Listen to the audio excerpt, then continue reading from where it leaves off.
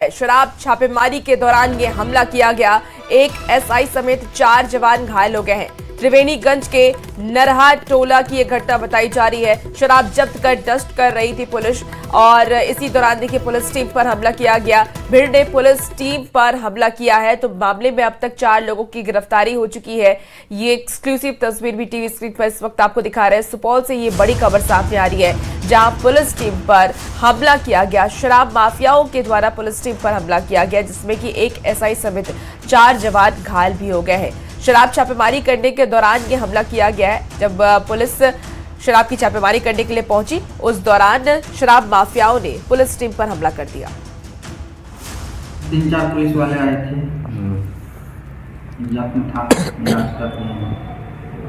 कहाँ के थे पुलिस वाले सर? त्रिवेणीगंज थाना पे। कितने जख्मी हुए थे? और ज्यादा जानकारी के साथ न्यूज़ 18 संवाददाता अमित हमारे साथ फोन लाइन पर जुड़ गए हैं। अमित, शराबबंदी के बाद भी लगातार शराब माफियाओं का तांडव देखने को मिल रहा है। पुलिस टीम पर ही हमला कर दिया जा रहा है। फिलहाल क्या अपडेट है इस पूरे मामले पर? देखिए, शराबबंदी के बाद एक संगठित अपराध की तरह ये शराब माफिया हो गए हैं और उनके पास पैसा, बल, बाहुबल सब कुछ अब आ चुका है, जिसकी वजह से ये लगातार कई जगह बिहार में आप ये सुनते आए होंगे पुलिस की टीम पर हमला हुआ है और इनका मनोबल इस कदर बढ़ चुका है कि ये पुलिस को भी नहीं बख्श रहे हैं। अगर कोई इनकी खबर भी कोई किसी को पुलिस को देती है तो उसको भी नहीं बख्श रहे हैं। तो इस तरीके से एक तरीके से समझिए जो ये अपराध बढ़ता ही जा रहा है लगातार। और जिस तरीके से त्रिवेणीगंज में कल ये घटना हुई, पुलिस अगर 2-3 राउंड फायरिंग नहीं करती थी और भी बड़ी घटना हो सकती थी, लेकिन पुलिस वहां से बच के निकली। जिसके बाद फिर उसके बाद थोड़ी कार्रवाई भी की जिसमें 4 लोगों को अभी तक अरेस्ट किया गया है और उसकी गिरफ्तारी के लिए छापेमारी जारी है। लेकिन इस घटना से यही सामने आ रहा है कि किस तरीके से शराब तस्करी में लगे लोग धनबल और बाहुबल के बदौलत किस तरीके से पुलिस को भी अपने सामने कुछ भी नहीं समझ रहे हैं। बिल्कुल अमित, और एसआई समेत 4 जवान घायल भी हुए, उनकी क्या स्थिति है फिलहाल? देखिए, इसमें 3 जवानों की स्थिति काफी ठीक ठाक थी तो उन्हें वही प्राथमिक उपचार के बाद भेज दिया गया। लेकिन एक जवान की हालत थोड़ी खराब थी तो उसे रेफर कर दिया गया है, जिसकी भी हालत अब चिंताजनक नहीं है, वो ठीक ठाक बताए जा रहे हैं। ठीक है, आप इस पूरी घटना पर नजर बना के रखिए। अपडेट आपसे लेंगे। बहुत शुक्रिया जानकारी के लिए। और बाढ़ से बड़ी खबर, जहां लापता कन्हैया शर्मा का शव बरामद मामले में अब लोगों का हंगामा देखने को मिला। हंगामे में 5 से 7 पुलिसकर्मी घायल हो गए। पुलिस की गाड़ी में तोड़फोड़ की गई। सालिमपुर थाना इलाके का यह मामला सामने आया है जहां शव मिलने के बाद से लोगों ने जमकर हंगामा किया, कार्रवाई की मांग कर रहे हैं। हंगामा जब हुआ पुलिस पर भी इस दौरान हमले की खबर है और पुलिसकर्मी भी घायल हुए। अनिरुद्ध हमारे साथ न्यूज़ 18 संवाददाता जुड़ गए हैं। अनिरुद्ध, लोगों का गुस्सा फूट पड़ा ये शव मिलने के बाद से, हालात कैसे? दिसंबर को कन्हैया शर्मा जो सालिमपुर थाना के लखीपुर के रहने वाले हैं, रामनगर दियारा में अपना वो खेत देखने जाते हैं और अब उनके साथ उनका भाई रहता है। वही 4 से 5 अज्ञात लोग जो हैं हथियार के बल पर उनको अपने साथ लेके जाते हैं। भाई जब पुलिस को ये शिकायत करती है कि मेरे भाई का अपहरण कर हत्या की नियत की गई है, लेकिन पुलिस पर ये आरोप लगाते हुए कि पुलिस अगर जल्दीबाजी दिखाती तो उनका भाई शायद जिंदा मिल जाता। और कल करीब दोपहर में गंगा किनारे उनका शव मिलता है और शव मिलते ही जो है परिवार और ग्रामीण जो है गुस्साते हैं और पुलिस की गाड़ी पर हमला करते हैं कि पुलिस पर लापरवाही का आरोप लगाकर हमला करते हैं, जिसमें 5 से 7 पुलिसकर्मी घायल होते हैं और उनका इलाज जो है बख्तियारपुर सीएचसी में करवाया था। डीएसपी आशीष श्रीवास्तव ने बताया है कि सभी को चिन्हित कर लिया गया और एक एफआईआर दर्ज किया जाएगा जो पुलिस पर हमला का है और उनकी गिरफ्तारी की जाएगी। जी, शुक्रिया इस अपडेट के लिए आपका। इसी बीच देखिए खबर जम्मू कश्मीर से है जहां जम्मू कश्मीर के रजौरी में 4 ग्रेनेड बरामद किए गए हैं। आतंकियों के ठिकाने से मिले हैं 4 चीनी ग्रेनेड। आपको बता दें कि बम स्क्वाड ने मौके पर ग्रेनेड को नष्ट किया। सुरक्षा बल ने शुरू किया है तलाशी अभियान। बड़ी खबर रजौरी से बता रहे हैं आपको। जम्मू कश्मीर के रजौरी में 4 ग्रेनेड बरामद किया गया है। ये 2 तस्वीरें भी टीवी स्क्रीन पर आपको दिखा रहे हैं। आतंकियों के ठिकाने से ये चीनी ग्रेनेड मिले हैं। बम स्क्वाड ने मौके पर ग्रेनेड को नष्ट कर दिया। सुरक्षा बल ने तलाशी अभियान किया और इस दौरान ग्रेनेड को नष्ट किया गया। तस्वीरें भी टीवी स्क्रीन पर दिखा रहे हैं।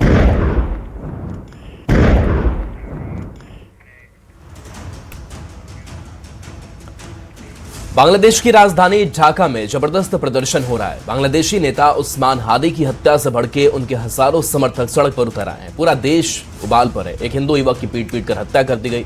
शेख हसीना के खिलाफ आंदोलन के लीडर रहे उस्मान हादी की मौत के बाद बांग्लादेश में हिंसा भड़क गई है। बांग्लादेश का चर्चित स्टूडेंट लीडर शरीफ उस्मान हादी, जिसको राजधानी ढाका में उस वक्त गोली मार दी गई जब वो एक मस्जिद से निकल रहा था। उस्मान हादी गोली लगने से गंभीर रूप से जख्मी हो गया, जिसे इलाज के लिए सिंगापुर भेजा गया, जहां कल इलाज के दौरान उसकी मौत हो गई। हालांकि उस्मान हादी को गोली लगने के बाद से वहां प्रदर्शन चल रहा था, लेकिन मौत की खबर के बाद ये प्रदर्शन हिंसक हो गए और भीड़ ने पूरा ढाका को अपने कब्जे में ले लिया। जगह जगह नारेबाजी, भारत विरोधी नारेबाजी, मजहबी नारेबाजी, सड़कों पर कट्टरपंथ का ऐसा कोहराम जिसने पूरे बांग्लादेश को अपनी चपेट में ले लिया। तो ये तस्वीर आपको दिखा रहे हैं जहां आगजनी, लूटपाट, तोड़फोड़, नारेबाजी और हिंसा की तस्वीरें सामने आई है और बवाल लगातार जारी है। तो ये तस्वीर आपको दिखा रहे हैं जहां पूर्व राष्ट्रपति के घर को निशाना बनाया गया। प्रथम आलोक का दफ्तर, जो अखबार का दफ्तर, वहां पहुंच गए प्रदर्शनकारी और हिंदू युवक की हत्या कर दी गई। कैसे उसकी भी विभत्स तस्वीर सामने आई है। मंत्री का घर जला दिया गया। तो द डेली स्टार का जो ऑफिस है वहां भी निशाना बनाया गया और उसको भी आग के हवाले कर दिया गया। इंडियन हाई कमीशन की तस्वीर, जहां पर नारेबाजी होती रही, यहां भी हमला किया गया और जगह जगह ये हिंसा की तस्वीरें सामने आई। 19 दिसंबर 2025 की तस्वीर, जब ये प्रदर्शनकारी सड़कों पर थे और जमकर हादी की हत्या के बाद से विरोध जता रहे थे।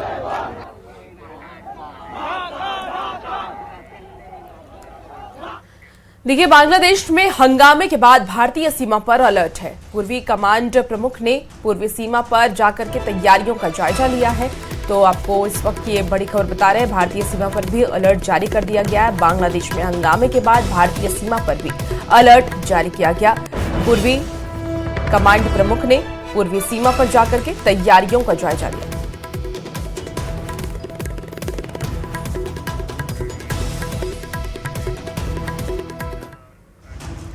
दिल्ली एनसीआर में प्रतिबंधों का भी प्रदूषण पर खास असर नहीं पड़ा है। सांसों पर जहरीली हवा का कहर जारी है। दिल्ली में प्रदूषण पर बड़ा एक्शन भी देखने को मिला है। 24 घंटे में 11,776 वाहनों के चालान काटे गए हैं। 12,000 टन से ज्यादा कचरा हटाया गया है।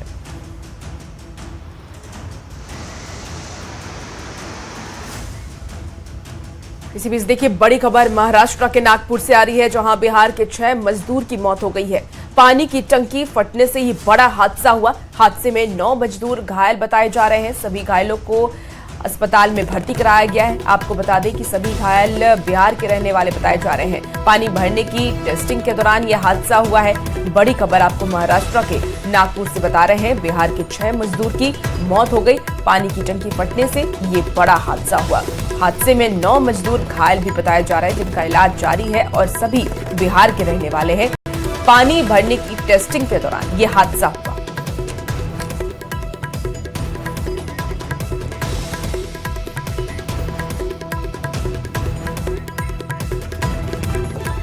और ज्यादा जानकारी के साथ न्यूज 18 के ब्यूरो चीफ उदय हमारे साथ इस वक्त फोन लाइन पर जुड़ गए हैं। उनसे ज्यादा जानकारी लेते हैं।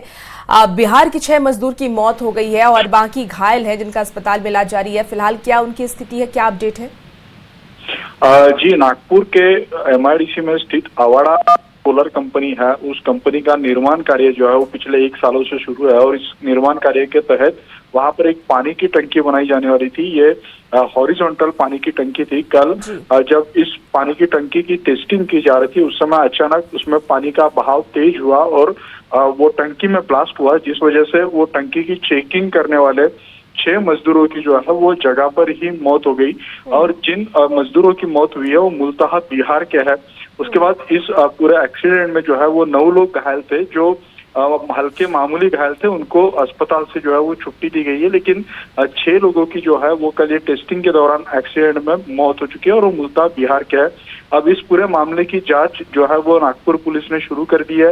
इसके लिए कौन जिम्मेवार है और ये जांच के बाद जो रिपोर्ट आएगा वो रिपोर्ट के आधार पर जो इसके लिए जिम्मेवार होगा उनके ऊपर नागपुर पुलिस की तरफ से कार्रवाई भी की जाने वाली है। ठीक है, बहुत शुक्रिया उदय तिमांडे जी आपका तमाम जानकारी के लिए।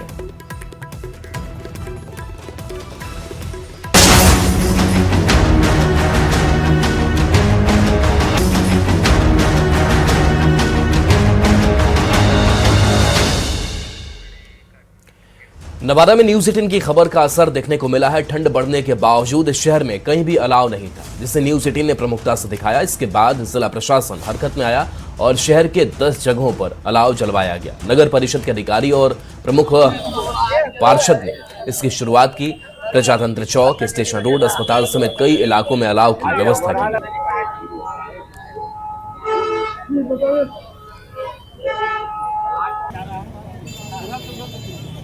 नवादा में न्यूज 18 की खबर का एक बार फिर से असर हुआ है। हमने आपको कल ही दिखाया था कि शहर के प्रमुख स्थानों पर जो है ठंड में अलाव की व्यवस्था नहीं की गई थी, जिस कारण कई स्थानों पर लोग जो है वो खुले आसमान के नीचे रहने को विवश थे। और उस खबर का असर अब यह हुआ है कि नगर परिषद की टीम हरकत में आई है और शहर के अलग अलग हिस्सों पर जो है अलाव की व्यवस्था की है और आज से ही इसका उद्घाटन किया गया है।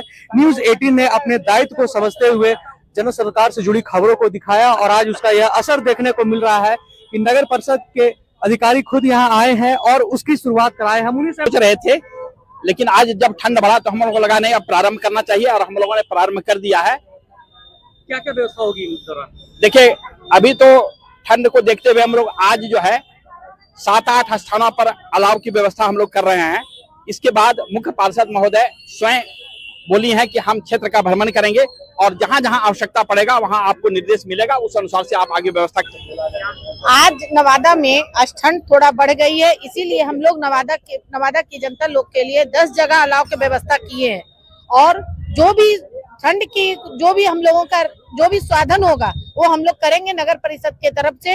और पड़ताल में यह पाया गया कि नवादा शहर के किसी भी स्थान पर अलाव की व्यवस्था नहीं थी और खबर के दिखाए जाने के बाद व्यवस्था आज से शुरू हो गई है। शहर के 10 प्रमुख स्थानों पर अलाव की व्यवस्था आज से शुरू कर दी गई है, जिससे लोगों को काफी राहत मिलेगी। अनिल विशाल, न्यूज 18 नवादा। और गोपालगंज जिला शीतलहर की चपेट में है। पछुआ हवा चलने से तापमान में 2 डिग्री की गिरावट दर्ज की गई है, जिससे कि लोगों में कनकनी बढ़ गई है। आपको बता दें कि गोपालगंज और मीरगंज शहर में नगर परिषद की ओर से किसी भी चौक चौराहों पर अलाव का इंतजाम नहीं किया गया है। वहीं डीएम ने 25 दिसंबर तक के लिए स्कूलों की टाइमिंग में भी बदलाव किया है। सुबह 9 बजे से शाम के 4:30 बजे तक स्कूल चलेंगे। आंगनबाड़ी केंद्र और कोचिंग सेंटर चलाने का आदेश भी जारी कर दिया गया है।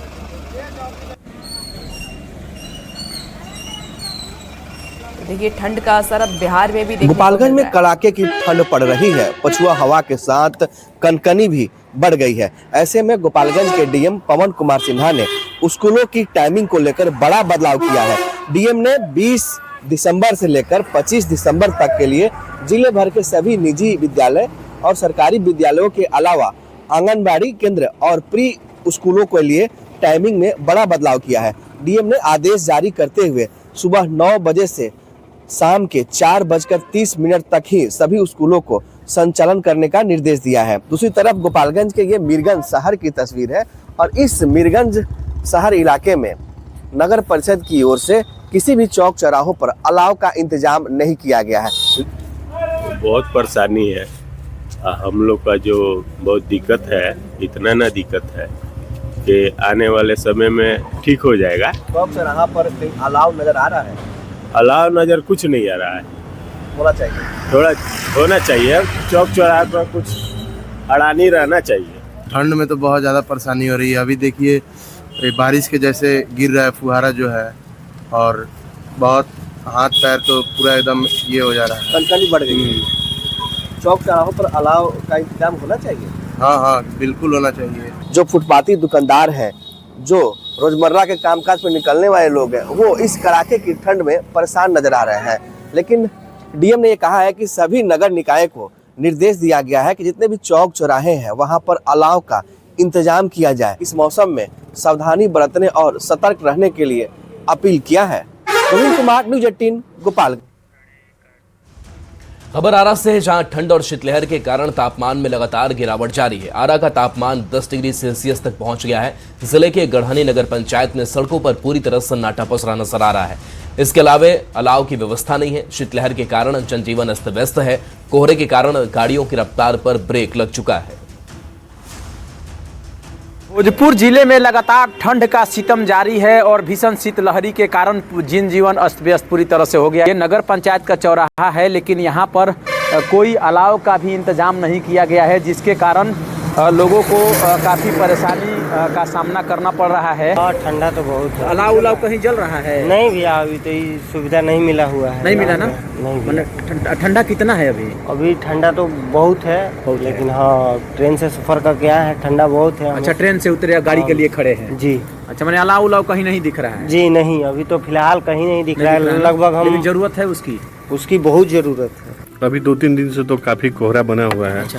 चलने में बहुत मुश्किल हो रही है। आज क्या स्थिति, कैसे आप लोग सफर कर रहे हैं अभी? बहुत धीरे-धीरे सफर करना पड़ रहा है और विजिबिलिटी जीरो है एकदम। अच्छा, आप लोग इधर से आ रहे हैं पीरो की तरफ से, आप ये बताइए कि कहीं अलाव उलाव कहीं दिख रहा है इस ठंडा में? नहीं, अभी तो कोई व्यवस्था नहीं। तो जिला प्रशासन के दावे हो वो सही है? अभी तो दिख नहीं रहा, अभी तो स्टार्ट है, अब देखिए आगे क्या होता है। रात के वक्त में जो सड़कें गर्मी के दिनों में गुलजार रहा करती थी, वो सड़क अब पूरी तरह से सुनसान है और सड़क पर जो है सन्नाटा पसरा हुआ है और जनजीवन काफ़ी अस्त व्यस्त हो गया है। वहीं जिला प्रशासन के द्वारा हर अंचल में अलाव इंतजाम करने का आदेश दिया गया है, जलाने का निर्देश दिया गया है। उसके अलावा कई एहतियात भी बरतने का लोगों को निर्देश जिला प्रशासन की तरफ से जारी किया गया है। हम भी न्यूज़ 18 के माध्यम से तमाम लोगों से अपील करते हैं कि आपको बहुत ज़रूरी हो तभी आप इस शहर में निकले, इलाकों में निकले, क्योंकि ठंड का सितम लगातार जारी है। चंदन कुमार, न्यूज़ 18, गढ़हनी, भोजपुर। देखिए, शेखपुरा नगर परिषद क्षेत्र के वार्ड संख्या 25 में हसनगंज के पास कड़ाके की ठंड में झोपड़ी बना करके रह रहे महादलित परिवारों की मुश्किलें अब बढ़ गई है, क्योंकि ठंड के बीच इन्हें झोपड़ी हटाने का अल्टीमेटम भी दे दिया गया है। हैरानी की बात यह है कि जिला प्रशासन की ओर से ना तो कंबल उपलब्ध कराए गए हैं और न ही अलाव की कोई व्यवस्था की गई है, जिससे कि इन परिवारों को भारी परेशानियों का सामना करना पड़ रहा है। कि ठंड और कुहासा के कारण जनजीवन अस्त व्यस्त हो गया है। ऐसी ठंड में सबसे ज्यादा परेशानी महादलित परिवारों को हो रही है, जो सड़क किनारे झुग्गी झोपड़ी में रह रहे हैं। आप समझ सकते हैं इस ठंड में कैसे जीवन यापन कर रहे हैं, और उसके बावजूद भी जिला प्रशासन द्वारा अल्टीमेटम दिया जा रहा है खाली करने के लिए। बेचारा जाएंगे कहाँ इस मौसम में, इस सर्दी के मौसम में, ठंड के मौसम में काफी परेशानी इनको है। ये दिक्कत हो रही है हमको, रहने से दिक्कत है सर। मैंने सब यहाँ से भगा रहा, जगह खाली है सर। क्या कह रहे हैं लोग? सुप्ती मौनी बीनते रहते हैं सर, यहाँ कुछ ही। और हटने के लिए कौन लोग बोल रहे हैं? हटने के लोग बोल रहा है, 3-4 वो आदमी आया है, हमने सबके धमकी दिया कि मैंने हटिए यहाँ से, तो उखाड़ देंगे। भगा रहा न सर, तो की करियो हमनी? ठंडा में कैसे रहो? कने ठंडवा ने रहवन, जरी गो बच्चा है, छोटा गो, और झोपड़ी से हटा रहलखिन है सर, तो की कर? मिलने के नहीं अभी तक? अभी कमल उमल नहीं मिल रहा। तो नगर परिषद में काम करते हैं सर, तो यहाँ पर भीड़ पड़ता है ऑफिस, तो हम लोग को यहीं पर बस बहुत कम से कम 15 साल से तो बस ही रहे हैं सर। 15-20 परिवार आप लोग? हम लोग परिवार है, 5 गो बाल बच्चा है। सब मिला कितना लोग होंगे लगभग? यहाँ कम से कम नहीं हो, मिला जुला के आदमी तो 20-25 वर्ष ऊपर है। 25। इस ठंड के मौसम में भी उजड़ने का चेतावनी दी जा रही है, जबकि कंबल और अलाव की व्यवस्था करने का सरकार का अल्टीमेटम भी है, व्यवस्था भी करने का कहा गया है, लेकिन नगर परिषद द्वारा कोई व्यवस्था नहीं किया गया, जिसके कारण इनके सामने परेशानी काफी हो गई है। अजीत कुमार सिन्हा, न्यूज़ 18, शेखपुरा। सीतामढ़ी में बिहार राज्य पथ परिवहन निगम के सरकारी बस पड़ाव की बदहाल तस्वीर सामने आई है। शाम होते ही पूरा बस स्टैंड घोर अंधेरे में डूब जाता है, जिससे यात्रियों में असुरक्षा का माहौल बन जाता है। बस पड़ाव पर न रोशनी की व्यवस्था है, न पानी और न बैठने की सुविधा। यात्रियों के लिए बना शेड जर्जर हालत में है, जो कभी भी गिर सकता है। सुविधा के नाम पर यहाँ कुछ भी नहीं है। तो सरकारी बस पड़ाव की तस्वीर देखिए, जर्जर हालत चारों तरफ आपको दिखाई दे रहा होगा, दीवारें टूटी हुई हैं और ऐसे में कभी भी कोई भी बड़ा हादसा हो सकता है, इससे इनकार नहीं किया जा सकता है। और इसी असुरक्षा को देखते हुए लोग भी सहमे रहते हैं कि कहीं कोई इस बस पड़ाव पर हादसा ना हो जाए। देखिए किस तरीके से अंधेरा यहाँ पर छाया हुआ है, कोई व्यवस्था नहीं।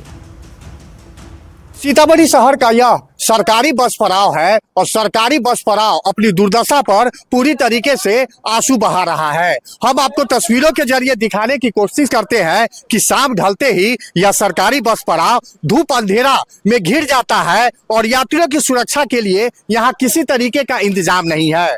दर्जनों की संख्या में यहाँ बस खड़ी रहती है और न बस के जो कर्मी है उनके लिए किसी तरीके की कोई संसाधन का यहाँ पर व्यवस्था है और न ही यात्रियों के लिए बैठने तक की यहाँ पर इंतजाम जिला प्रशासन के द्वारा की गई है। तो आप तस्वीर देख सकते हैं सरकारी बस पड़ाव की स्थिति क्या है और पिछले तकरीबन 2 दशकों से इसकी स्थिति इसी तरीके की है और यहाँ पर यात्रियों के लिए किसी तरीके का इंतजाम नहीं है। शाम होते ही पूरा जो सरकारी बस पड़ाव है धूप अंधेरा में घिर जाता है और जो यात्रियों के बैठने के लिए जगह बनाए गए हैं वो भी पूरी तरीके से खंडहर में तब्दील हो चुके हैं। तो कहा जा सकता है व्यवस्था प्रशासन और सरकार को आग सिधाने वाली है और यहाँ पर जो यात्री आते हैं वो खुद को असुरक्षित महसूस करते हैं।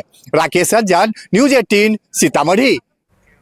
चलिए खबर अब भागलपुर से है, जहां पूरे बिहार में शीतलहर का प्रकोप देखा जा रहा है। बढ़ती ठंड के कारण रेल यात्री परेशान हैं। लंबी यात्रा करने वाले यात्रियों को वेटिंग हॉल और प्लेटफॉर्म के फर्श पर रात बितानी पड़ रही है। रेल यात्रियों के साथ साथ ठंड से बचने के लिए जरूरतमंदों ने भी अपना आशियाना स्टेशन परिसर को बनाया है।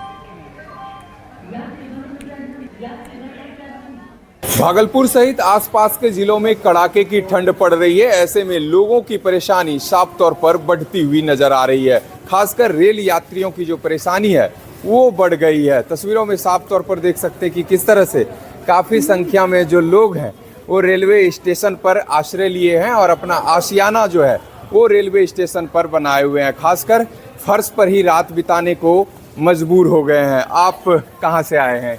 सर हम लखनऊ से आए हैं, जा रहे हैं यहाँ पर कोच बिहार। कौन सी ट्रेन है? जी Brahmaputra Mail. Brahmaputra Mail train late है? जी लेट है जी, 7 घंटे लेट। आशियाना स्टेशन परिसर बन? जी जी जी बिल्कुल यही बना। तो फर्श पर रात बिता रहे हैं, दिक्कत नहीं है? अरे दिक्कत तो है सर, काटना पड़ेगा क्या। ठंड कैसी है? ठंड यहाँ अच्छी खासी ठंड हो रही है। अच्छी खासी ठंड है, परेशानी तो हो रही है? परेशानी हो रही है बिल्कुल। क्या नाम हुआ आपका? मोहम्मद आसिफ। चलिए एक बार फिर से तस्वीर देख लीजिए कि किस तरह से जो रेल यात्री हैं वो अपना आशियाना स्टेशन परिसर पर बनाए हुए हैं और फर्श पर रात बिताने को मजबूर है। बता दें कि भागलपुर सहित आसपास के जिलों में अब शीतलहर का जो प्रकोप है वो कहीं ना कहीं देखा जा रहा है और खासकर बढ़ते ठंड ने लोगों की परेशानी साफ तौर पर बढ़ाकर रख दी है। विकास कुमार सिंह, न्यूज 18 भागलपुर। खबर सासाराम से है, जहां सर्दी का 3rd डिग्री टॉर्चर जारी है। पिछले 2 दिनों से तापमान में लगातार गिरावट जारी है। धुंध और कोहरा के कारण स्टेशन परिसर पर सन्नाटा पसरा नजर आ रहा है। ट्रेन के इंतजार करने वाले यात्री कंबल चादर लपेटकर स्टेशन पर ही रात गुजार रहे हैं। इसके अलावा कई लोग रात गुजारने के लिए रेलवे स्टेशन का सहारा ले रहे हैं। सासाराम में सर्दी का 3rd डिग्री टॉर्चर जारी है। जिस तरह से लगातार पिछले 2 दिनों से शीतलहर का प्रकोप है, ऐसे में सासाराम रेलवे स्टेशन का नज़ारा मैं आपको दिखा रहा हूं। किस प्रकार सन्नाटा है। इक्का दुक्का जो ट्रेन आती है उसके बाद जो है यात्री यहां पर पहुंचते हैं और काफ़ी मुश्किल से लोग जो हैं सफ़र कर पा रहे हैं। कारण यह है कि शीतलहर का प्रकोप है और तापमान जो है लगभग 10 से 11 डिग्री तक पहुंच गया है। ऐसे में जनजीवन जो है वो काफ़ी प्रभावित है। आप देख सकते हैं कि आधी रात का समय है और किस प्रकार जो है यात्री जो हैं जो सफ़र करने के लिए निकले हैं वो किस प्रकार स्टेशन के परिसर में अपना वक्त काट रहे हैं। कंबल से चादर से लिपटे हुए हैं ताकि उनका ट्रेन का इंतजार कर रहे हैं, क्योंकि ठंड काफ़ी अधिक है और शीतलहर का प्रकोप है। और